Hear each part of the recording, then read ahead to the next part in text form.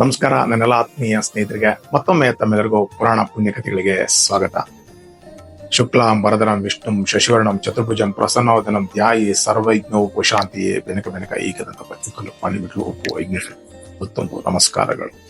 ಗಜಾನನಂ ಗಾಂಗೆಯ ಸಾತ್ಮನೆ ಗೌರಿ ಶಾಸ್ತ್ರ ಮಂಗಳಂ ನಾರಾಯಣಂ ನಮಸ್ಕೃತ್ಯಂ ನರಂಚೇವ ನರೋತ್ತಮ ದೇವಿ ಸರಸ್ವತಿ ವ್ಯಾಸೋ ಚೈವ ತಥೋ ಮುದ್ರೇ ಶ್ರೀ ಗುರುಭ್ಯೋ ನಮಃ ಶ್ರೀ ಮಾತ್ರೇ ನಮಃ.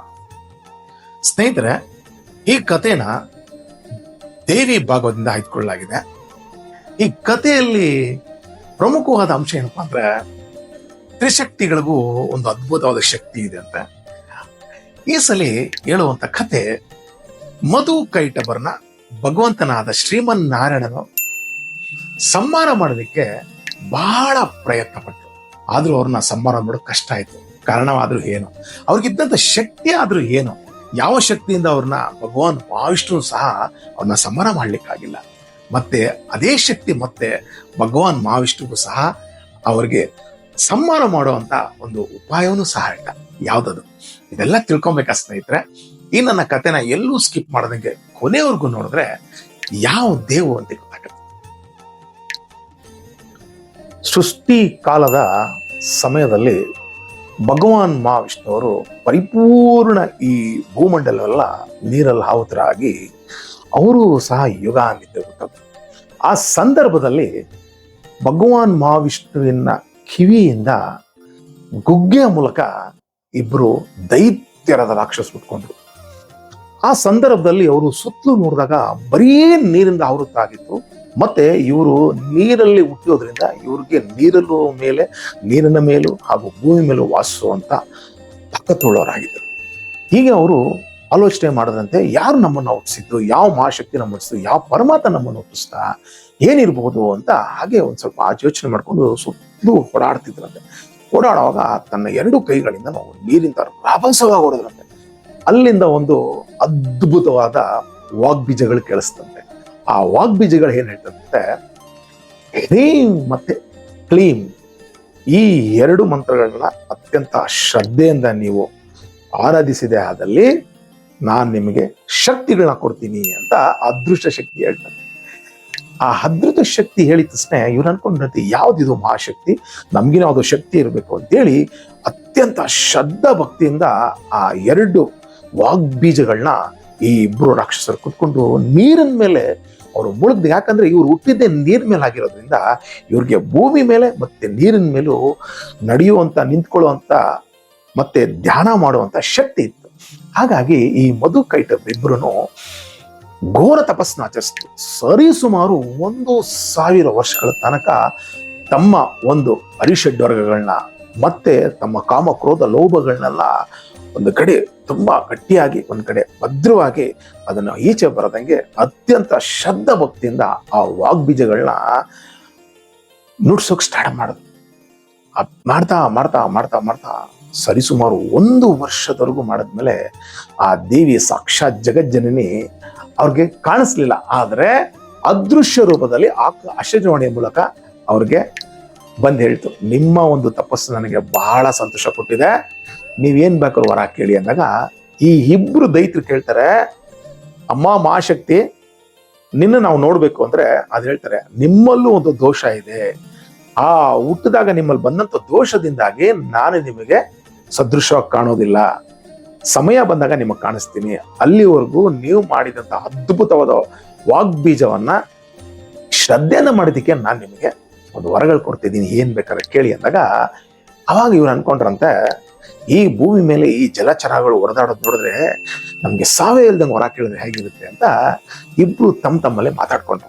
ಅವಾಗ ದೇವಿನ ಕೇಳದಂತೆ ಆ ದೇವಿ ಹೇಳದಂತೆ, ಇದು ಅಸಾಧ್ಯವಾದದ್ದು, ಯಾಕಂದ್ರೆ ಭೂಮಿ ಮೇಲೆ ಹುಟ್ಟುವಂತ ಪ್ರತಿ ಒಂದು ಪ್ರಾಣಿಗೂ ಸಹ ಒಂದಲ್ಲ ಒಂದು ದಿನ ಸಾಯ್ಲೇಬೇಕು, ಹಾಗಾಗಿ ನಿಮ್ಗೆ ಮರಣ ಬರೆದಿರುವಂತ ವರ ಕೊಡೋಕ್ಕಾಗಲ್ಲ, ಮತ್ತೇನಾದ್ರು ಕೇಳಿ ಅಂತ. ಇವ್ರು ಆಲೋಚನೆ ಮಾಡಿದ್ರಂತೆ, ಯಾವ ರೀತಿ ಕೇಳೋದು, ಮತ್ತೆ ಹೆಂಗಾದ್ರೂ ನಮ್ಮನ್ನ ಒಂದಲ್ಲ ಒಂದಿನ ನಾವು ಮರಣ ಹೊಂತೀವಿ, ಆದ್ರೂ ಒಂದು ಅದ್ಭುತವಾದ ಕಿರಣ ಅಂತ ಅವ್ರವ್ರ ಕಿವಿಯಲ್ಲಿ ಮಾತಾಡ್ಕೊಳ್ತಾ ಆ ದೇವಿ ಕೇಳಿದ್ರು, ಅಮ್ಮ ನಮಗೆ ನಾವಾಗಿ ನಾವು ಇಷ್ಟಪಟ್ಟರೆ ಮಾತ್ರನೇ ನಮಗೆ ಮರಣ ಬರಬೇಕು ಅಂತ ಕೇಳ್ಕೊಂಡ್ರು. ಆಯಮ್ಮ ತಥಾಸ್ತು ಅಂದ ತಕ್ಷಣ ಇವರಿಬ್ರು ಖುಷಿಯಾಗಿ ಹೇಳ್ತಾರಂತೆ, ನಾನು ನಿಮಗೆ ಮೋಸ ಮಾಡಿದ್ವಿ, ನಾವು ನಿಮಗೆ ಮೋಸ ಮಾಡಿದ್ವಿ ಅಂತ. ಯಾವ ರೀತಿ ಅಂದರೆ, ನೀನೇನು ಹೇಳಿದೆ, ನಿಮಗೆ ಮರಣ ಬರಬಾರದು ಅಂತ. ಆದರೆ ಇವಾಗ ನಾವು ಕೇಳಿದ ವರ ಏನು, ನಮಗೆ ಯಾವಾಗ ಮರಣ ಸಂಭವಿಸ್ಬೇಕು ನಾವಾಗ ನಾವು ಕೇಳ್ಕೊಳ್ತೀವೋ ಅಲ್ಲಿವರೆಗೂ ಅಂದಾಗ ಆ ದೇವಿ ಹಸನಾಗುತ್ತಾ, ನೀವು ಇಷ್ಟ ಇದ್ದಂಗೆ ಆಗಲಿ ಅಂತೇಳಿ ಆ ಅಮ್ಮ ಅನೇಕ ವರಗಳನ್ನು ಕೊಟ್ಟರಿಂದ ಮಾಯ ಆದರು. ಇನ್ನು ಇವ್ರನ್ನ ಕೇಳಬೇಕಾ, ಹಾಗೆ ಇವರು ನೀರ್ ಮೇಲೆ ಹಂಗೆ ಪ್ರವೇಶ ಮಾಡ್ಕೊಳ್ಳೋ. ಆಗ ತಾನೇ ಭಗವಾನ್ ಮಹಾವಿಷ್ಣುವಿನ ನಾಭಿಯಿಂದ ಬ್ರಹ್ಮ ಕಮಲದ ಮೂಲಕ ಮೇಲ್ಗಡೆ ಒಂದು ಅದ್ಭುತವಾದ ಬಿಳಿಯ ಬಣ್ಣದ ಕಮಲದ ಹೂ ಬಂದು ಬಿಟ್ಕೊಳ್ತು. ಅದರಲ್ಲಿ ಬ್ರಹ್ಮದೇವರು ತಪಸ್ಸಿನಲ್ಲಿ ಮಗ್ನನಾಗಿದ್ರು. ಇದನ್ನು ನೋಡಿದಂತ ಮಧು ಕೈಟವರು, ಇದ್ಯಾವಿದು ಹೊಸ ಜೀವಿ, 4 ಮುಖಗಳನ್ನ ಇಟ್ಕೊಂಡು ಕುತ್ಕೊಂಡೈತಲ್ಲ, ಅದು ಅದ್ಭುತವಾದ ಬ್ರಹ್ಮ ಕಮಲದ ಮೇಲೆ ಅಂತೇಳಿ ಆ ಕ್ಷಣ ಮಾತಾಡದೆ, ಹೇಯ್ ಯಾರು ನೀನು, 4 ಮುಖ ನಮ್ಗಿನ ಎತ್ತರ ಸ್ಥಾನ ಕುತ್ಕೊಂಡಿದ್ದೆ, ಈ ಕ್ಷಣ ನೀನು ಬಂದಿಲ್ಲ ಅಂದ್ರೆ ನಿನ್ನನ್ನು ಸಮ್ಮಾನ ಮಾಡ್ಬಿಡ್ತೀನಿ. ಆ ಕ್ಷಣ ಬ್ರಹ್ಮ ಆಲೋಚನೆ ಮಾಡಿದಂತೆ, ಇವ್ರು ನೋಡಿದ್ರೆ ದೈತ್ಯರಾಗಿದ್ದಾರೆ, ಬಲಿಷ್ಠರ ತರ ಕಾಣ್ತಾರೆ, ಹೇಗೆ ಇವ್ರ ಜೊತೆ ಯುದ್ಧ ಮಾಡಿದ್ರೆ ಗೆಲ್ಲೋದಂತೂ ಅಸಾಧ್ಯ. ಹಾಗಾಗಿ ನಾನು ಹೆಂಗಾದ್ರೂ ಮಾಡಿ ಇವರಿಂದ ತಪ್ಪಿಸ್ಕೊಂಡು ಭಗವಾನ್ ಮಹಾವಿಷ್ಣು ಹೋಗ್ಬೇಕು ಅಂತ ಆಲೋಚನೆ ಮಾಡಿ ಆ ಕ್ಷಣ 1000 ದಳಗಳುಳ್ಳ ಆ ಬ್ರಹ್ಮ ಕಮಲ ಆ ಕ್ಷಣ ಮುಚ್ಕೊಳ್ತು. ಇದನ್ನು ನೋಡಿದಂತ ರಾಕ್ಷಸರು ಏಕಾಏಕಿ ಅಲ್ಲಿ ಬಂದು ಬಹಳ ಪ್ರಯತ್ನ ಪಟ್ಟು, ಆದರೆ ಅದು ಬ್ರಹ್ಮ ಕಮಲ ಸಾಕ್ಷಾತ್ ಭಗವಾನ್ ನಾಭಿಯಿಂದ ಬರೋದ್ರಿಂದ ಅಷ್ಟು ಸುಲಭವಾಗಿ ಒಳಗಡೆ ಹೋಗಕ್ಕಾಗಿಲ್ಲ. ಒಂದು ದಳನೂ ಸಹ ಇವರು ಅದನ್ನ ಕೀಳ್ಲಿಕ್ಕಾಗಲ್ಲ. ಅಂತ ಭದ್ರವಾದ ದಳದೊಳಗೆ ಬ್ರಹ್ಮದೇವರು ಒಳಗಡೆಯಿಂದ ಅನ್ಕೊಂಡ್ರು, ಇನ್ನಿಲ್ಲಿದ್ರೆ ನನಗೆ ಅಪಾಯ ಅಂತೇಳಿ ಸೀದಾ ಸಾಕ್ಷಾತ್ ಶ್ರೀಮನ್ನಾರಾಯಣನ ಜಾಗಕ್ಕೆ ಆ ಒಂದು ಬೇರ್ ಬರುತ್ತಲ್ಲ, ಆ ಬೇರಿನ ಮೂಲಕ ಒಳಗಡೆಯಿಂದ ಬರ್ತಾರೆ. ಇದನ್ನ ನೋಡಿದಂತ ರಾಕ್ಷಸರು ಇವರು ಹೊರಗಡೆಯಿಂದ ಬರಕ್ ಪ್ರಾರಂಭ ಮಾಡಿದ್ರು. ಆದರೆ ಬ್ರಹ್ಮನಿಗಿದ್ದಂಥ ವರ ಬಹಳ ಬೇಗ ಬಂದ್ರು, ಕ್ಷಣಾರ್ಧದಲ್ಲಿ ಶ್ರೀಮನ್ನಾರಾಯಣ ಬಂದರು.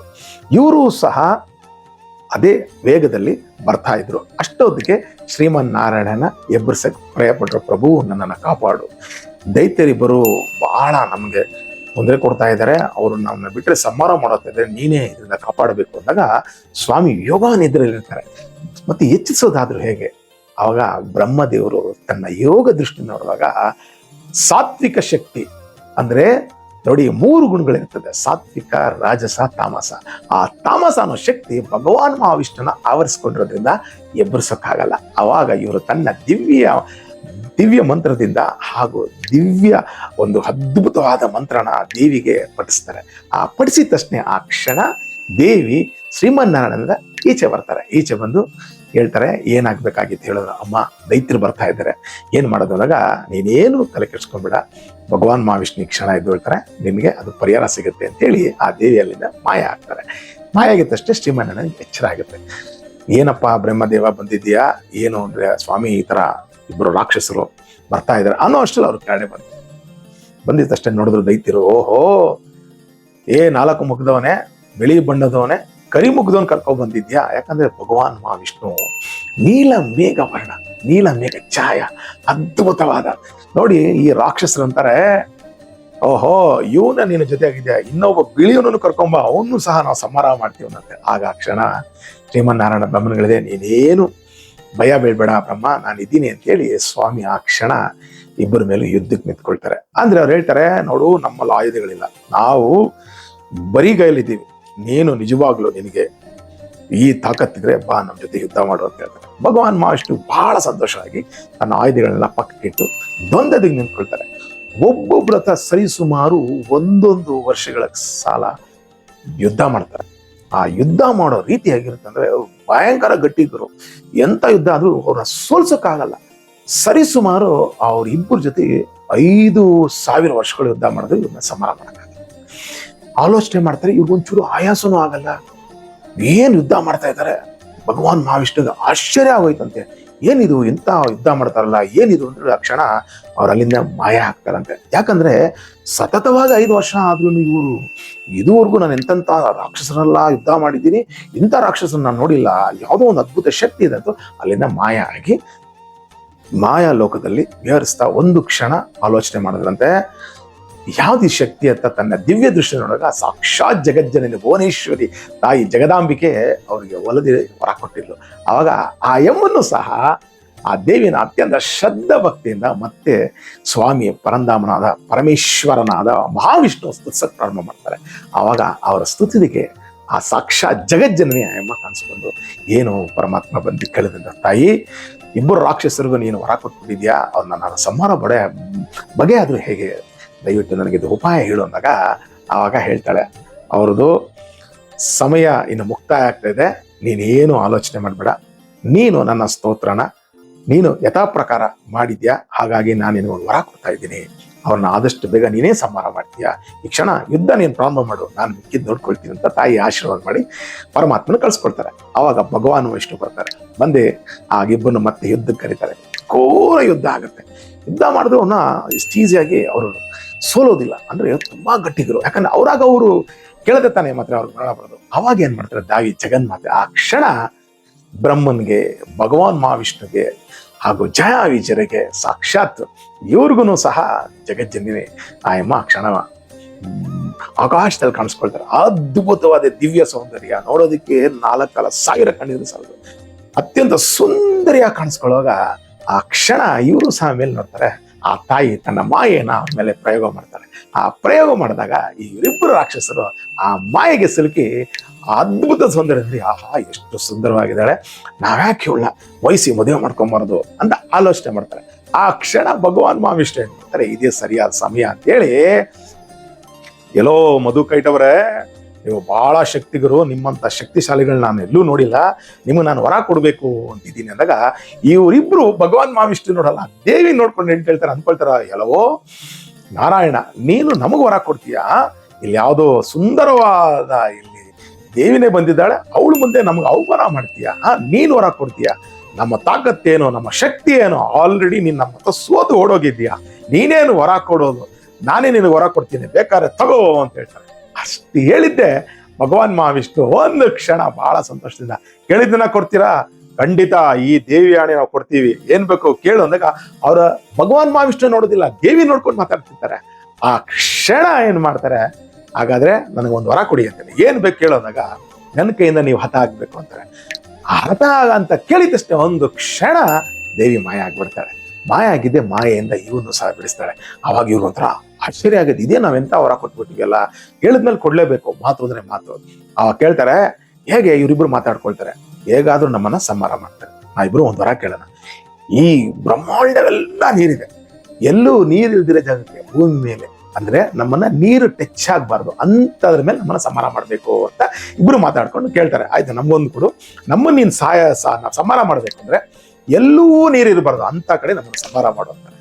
ಭಗವಾನ್ ಮಹಾವಿಷ್ಣು ಎಷ್ಟಾದ್ರು ಪರಮಾತ್ಮನಲ್ವೇ, ಅವ್ರಿಗೆ ತಿಳಿದೇ ಇರೋದೇನು, ಸರ್ವೇಂತರ್ಯಾಮಿ 14 ಲೋಕಗಳ ಒಡೆಯ ಪರಮಾತ್ಮ ಆ ಕ್ಷಣ ತನ್ನ ದಿವ್ಯವಾದ ದೇಹನ ಆಕಾಶದೆತ್ತರಕ್ಕೆ, ಈ ಭೂಮಂಡಲ ಏನೂ ಕಾಣಬಾರದು ಅಂತ ರೀತಿ ದೊಡ್ಡದಾಗಿ ಮಾಡ್ಕೊಳ್ತಾರೆ. ಆ ಕ್ಷಣ ಈ ರಾಕ್ಷಸರು ಸಹ ಏನ್ ಮಾಡ್ತಾರೆ, ತನ್ನ ದಿವ್ಯವಾದನ ಅವರು ಸಹ ಆದಷ್ಟು ದೊಡ್ಡದು ಮಾಡ್ಕೊಳ್ತಾರೆ. ಏನೇ ದೊಡ್ಡದು ಮಾಡ್ಕೊಂಡ್ರು ಭಗವಾನ್ ಮುಂದೆ ಇವರೆಲ್ಲ ಯಾರು. ಆ ಕ್ಷಣ ಇಬ್ಬನು ತನ್ನ ತೊಡೆ ಮೇಲೆ ಕುಂಡಿಸ್ಕೊಂಡು ಚಕ್ರದಿಂದ ಆ ತಲೆಗಳನ್ನ ಕಟ್ ಮಾಡ್ತಾರೆ. ಆ ಕಟ್ ಮಾಡಿದ್ದ ಆ ಕ್ಷಣ ಏನಾಗುತ್ತೆ, ಅವ್ರ ತಲೆಗಳು ನೀರಲ್ಲಿ ಬಿದ್ದೋಗುತ್ತೆ. ನೀರಲ್ಲಿ ಬಿದ್ದು ಗರ್ರ ಅಂತ ತಿರುಗಿ ಆ ತಲೆಯಲ್ಲಿ ಇರುವಂತ ಮೆದುಳು ಈಚೆ ಬಂದು ದೊಡ್ಡದಾದ ಗೋಲ ಆಗಿ ಅದು ಭೂಮಿ ಆಗುತ್ತೆ. ಅವತ್ತಿಂದ ಅದಕ್ಕೆ ಮೇದಿನಿ ಅನ್ನೋ ಹೆಸರು ಬಂತು. ಭೂಮಿಗೆ ಅಲ್ಲಿವರೆಗೂ ಭೂಮಿ ಅನ್ನೋದು ಇರಲಿಲ್ಲ, ಯಾಕಂದ್ರೆ ಸೃಷ್ಟಿ ಪ್ರಾರಂಭದ ಕಾಲ. ಹಾಗಾಗಿ ಇವರ ತಲೆಯ ಮೆದುಳಿಂದ ಕೂಡಿ ಆಗದಂತ ಈ ಭೂಮಿನ ಅವತ್ತು ಮೇದಿನಿ ಅನ್ನೋ ಹೆಸರು ಬಂತು ಭೂಮಿಗೆ. ಅವತ್ತಿಂದ ಹೇಳ್ತಾರೆ, ಅದಕ್ಕೆ ಯಾವುದೇ ಕಾರಣಕ್ಕೂ ಮಣ್ಣನ್ನ ತಿನ್ಬಾರ್ದು, ರಾಕ್ಷಸತ್ವ ಬರುತ್ತೆ ಅಂತ ಹೇಳಿ ಭಗವಾನ್ ಮಹಾವಿಷ್ಣು ಅವರಿಬ್ಬರನ್ನ ಸಂಹಾರ ಮಾಡಿ ಅಲ್ಲಿಂದ ಈ ಭೂಮಿ ಆಯ್ತು, ಮತ್ತೆ ಬ್ರಹ್ಮಲೋಕ, ಬ್ರಹ್ಮ ಬಂದಂತ ಅದಾರಿನ ಸುಗಮ ಆಯ್ತು, ಮತ್ತೆ ಸೃಷ್ಟಿಕಾಲ ಪ್ರಾರಂಭ ಆಯ್ತು. ನೋಡಿ ಸ್ನೇಹಿತರೆ, ಇದರೊಂದು ನಾವು ಉತ್ತಮವಾಗಿ ಅರ್ಥ ಮಾಡ್ಕೊಂಡ ವಿಚಾರ ಏನಪ್ಪಾ ಅಂದ್ರೆ, ಶಕ್ತಿ ಇರುತ್ತೆ, ಆದ್ರೆ ಶಕ್ತಿಗೆ ಮೇಲಿಗೂ ಒಂದು ತ್ರಿಶಕ್ತಿ ಮೇಲಿಗೂ ಒಂದು ಅದ್ಭುತವಾದ ಶಕ್ತಿ, ಅದೇ ಮಹಾಶಕ್ತಿ. ಆ ಮಹಾಶಕ್ತಿ ಇಲ್ಲ ಅಂದ್ರೆ ಇವತ್ತು ನೋಡಿ ಬ್ರಹ್ಮ ವಿಷ್ಣು ಮಹೇಶ್ವರು ಎಲ್ಲರೂ ಸಹ ಆ ಶಕ್ತಿಗೆ ಅಧೀನರಾಗಿರ್ತಾರೆ. ಅದಕ್ಕೆ ಮಾಯೆ, ಆ ಮಾಯೆನ ಅವ್ರನ್ನೂ ಸಹ ಬಿಟ್ಟಿಲ್ಲ. ಆ ಮಾಯೆನ ಜಯಿಸೋದು ಬಹಳ ಕಷ್ಟ. ಆ ಮಾಯನ ಜಯಿಸ್ಬೇಕಂದ್ರೆ ನಾವು ಸ್ನೇಹಿತರೆ ಮನುಷ್ಯರಾದ್ರೆ ನಾವು ಆ ದೇವಿನ ಅತ್ಯಂತ ಶ್ರದ್ಧಾ ಭಕ್ತಿಯಿಂದ ಪೂಜಿಸಿ ಧ್ಯಾನಿಸಿ, ನೀವು ಆ ಅಮ್ಮನ್ನ ಅತ್ಯಂತ ಶ್ರದ್ಧಾ ಭಕ್ತಿಯಿಂದ ಪೂಜೆ ಮಾಡಿದಾಗಲೇ ಆ ಮಾಯೆಯನ್ನು ಸಹ ನಾವು ಹೊರಬರೋದಂತೆ ಸ್ನೇಹಿತರೆ. ಇದು ಸಾಕ್ಷಾತ್ ವೇದವ್ಯಾಸರೇ ಈ ಕಥೆ ಮೂಲಕ ನಮ್ಗೆ ಕೇಳಿದ್ರು. ಸ್ನೇಹಿತರೆ, ಈ ಕಥೆ ನಿಮ್ಗೆ ಇಷ್ಟ ಆದರೆ ದಯವಿಟ್ಟು 4 ಜನಕ್ಕೆ ಶೇರ್ ಮಾಡಿ, ಹಾಗೂ ಈ ನನ್ನ ಚಾನಲ್ನ ಪ್ರೋತ್ಸಾಹಿಸಿ ಸಲಹೆ ಅಂತ ಕೇಳ್ತೀನಿ. ಮತ್ತೆ ಇನ್ನೊಂದು ಪ್ರಮುಖ ವಿಚಾರ ಏನಪ್ಪ ಅಂದ್ರೆ, ಈ ಕಥೆಗಳು ನಾನು ಆಲ್ಮೋಸ್ಟ್ ಎಲ್ಲ ಗ್ರಂಥಗಳನ್ನ ಪರಿಪೂರ್ಣವಾಗಿ ಸ್ಟಡಿ ಮಾಡಿ, ನನಗೆ ಇದು ಕತೆ ಕೊಡ್ಬೋದು ಅನಿಸಿದ್ರೆ ಆ ದೇವಿ ಜಗನ್ಮಾತೆನೂ ಗೊತ್ತಿಲ್ಲ, ಸತತವಾಗಿ 4-5 ಕಥೆಗಳು ದೇವಿ ಭಾಗವಂದೇನೆ ಬರ್ತಾ ಇದೆ. ದಯವಿಟ್ಟು ಇದನ್ನು ಪ್ರೋತ್ಸಾಹಿಸಿ ಸಲಹೆ ಅತ್ಯಂತ ಶ್ರದ್ಧೆಯಿಂದ ಕೇಳಿ ಅಂತ ಕೇಳ್ಕೊಳ್ತೀನಿ. ಹಾಗೂ ನಿಮ್ಮ ಅನಿಸಿಕೆ ಅಭಿಪ್ರಾಯ ಏನಾದರೆ ಕಾಮೆಂಟ್ ಬಾಕ್ಸಲ್ಲಿ ಕಾಮೆಂಟ್ ಮಾಡಿ ತಿಳಿಸಿ ಅಂತ ಕೇಳ್ತೀನಿ. ಸ್ವಸ್ತಿ. ಲೋಕ ಸಮಸ್ತ ಸುಖಿನೋ ಭವಂತು, ಸನ್ಮಂಗಳಾನಿ ಭವಂತು ಅಂತ ಹೇಳ್ತಾ ಮುಂದಿನವರ ಮತ್ತೊಂದು ಕತೆ ಕಾಣ್ತೀನಿ. ಅಲ್ಲಿರುವ ತಮ್ಮೆಲ್ಲರಿಗೂ ಧನ್ಯವಾದಗಳು.